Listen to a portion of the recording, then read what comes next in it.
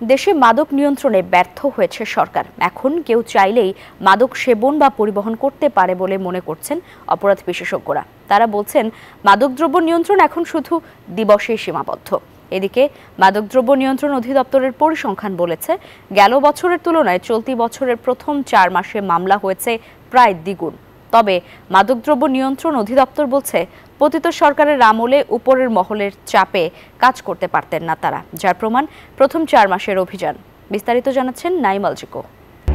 মাদকের থাবায় ধুঁকছে দেশ, ধুঁকছে অসংখ্য নারী, পুরুষ ও শিশু। উচ্চবিত্ত থেকে শুরু করে নিম্নবিত্ত সব শ্রেণী পেশার মানুষের মধ্যে বাড়ছে মাদকাসক্তির প্রবণতা, যাদের মধ্যে অধিকাংশই কিশোর তরুণ। একটি বেসরকারি সংস্থার তথ্য বলছে, দেশে মাদক সেবী প্রায় 1.5 কোটি।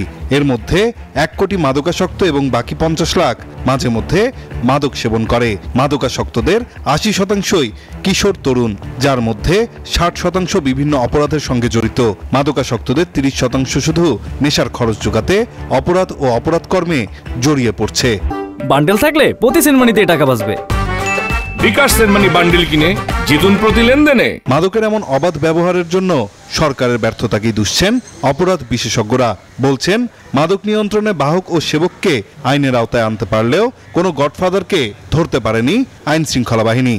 মাদকটা হয়ে গেছে এখন চয়েসের বিষয়, অর্থাৎ কেউ যদি মাদক গ্রহণ করতে না চায় সেই সুযোগও আছে, আর যদি কেউ গ্রহণ করতে চায় সেই সুযোগও আছে। মাদক বিক্রি করার জন্য যারা বাহক, এদের যারা নেতা, যারা পৃষ্ঠপোষক, এদেরকে আইনের আওতায় আনতে হবে। এটি আনতে না পারলে আসলে এটি শুধু প্রতি বছর দিবসই পালন করা হবে, ওই দিবসের মতো থাকবে।